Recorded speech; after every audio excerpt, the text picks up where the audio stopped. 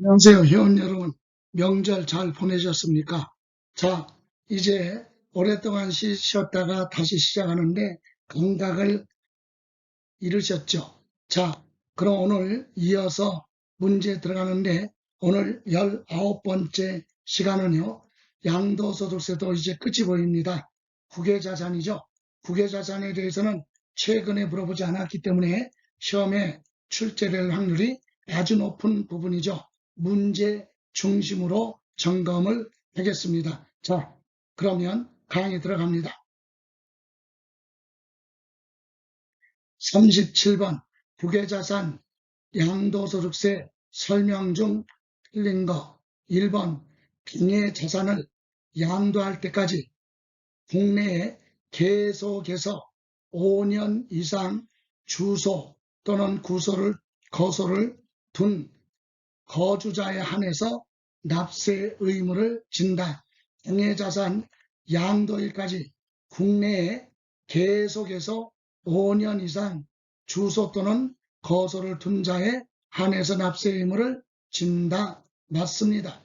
다음 2번 국외자산 양도가액은 외국자산 양도하는 건 해당 자산에 양도할 때 당시 해당 국가의 기준시가를 원칙으로 한다 그랬는데 틀렸죠. 해외 자산은 양도할 때 당시 그 나라의 실거래 가격입니다.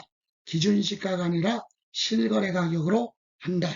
다음 3번 취득할 때 당시 실거래 가격을 확인할 수 없는 경우 양도자산이 소재하는 국가의 취득 당시 현황을 반영한 시가에 의한다. 실거래 가격으로 가는 게 원칙인데 실거래 가격 확인할 수 없을 때는 그 나라에 양도할 때 당시 시가를 반영한다. 맞습니다. 4번 양도 차익을 계산함에 있어 양도가액 및 필요 경비를 수령하거나 지출했을 때 외국환 거래법에 의한 기준환율하면 우리나라 화폐나 미국 달러로 지급한 건 기준환율이라고 해요. 바로 계산할 수 있으니까. 그러나 우리나라 화폐도 아니고 미국 화폐도 아닌 제3국의 화폐로 지출하거나 받았다면 간접적으로 계산해야 되기 때문에 그런 환율을 재정환율이라고 합니다. 그래서 기준환율 또는 재정환율에 의해서 계산한다. 맞습니다. 그럼 국외자산 양도소득세에 대해서는 외국납부세 공제와 필요경비에 선입하는 방법 중 하나를 선택할 수 있다. 적용받을 수 있다. 맞죠?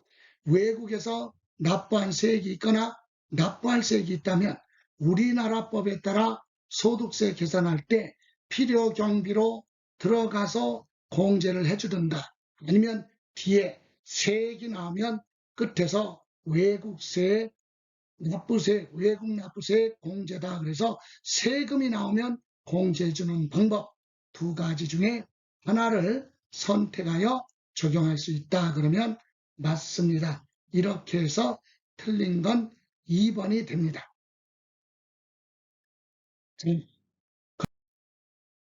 그러면 38번 다음은 국외자산 양도에 관한 양도소득세 설명 옳은 것 자산을 양도할 때까지 계속해서 5년 이상 양도일까지 계속해서 5년 이상 국내에 주소를 둔 거주자는 해외자산 양도했을 때 납세 의무가 있다. 맞아요. 니은 해외자산 양도는 실거래 격 적용하는 게 원칙이다. 맞죠?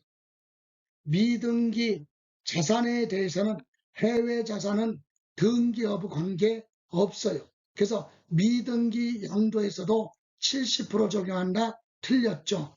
6에서 45% 누진세율로만 적용합니다. 또 해외 자산 양도는 장기 보유 특별공제 적용할 수 있다. 틀렸죠.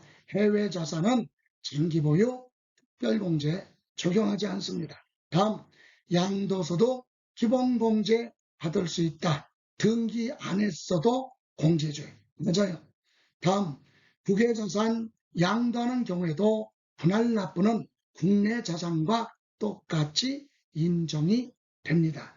또 국외자산, 국내 자산 적용하는 세율을 국외자산에도 적용한다. 틀렸어요.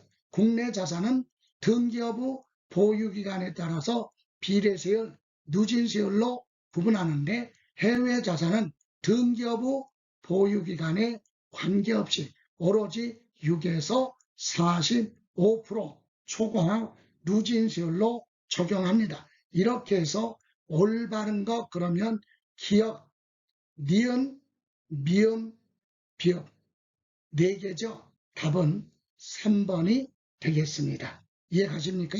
자, 이렇게 해서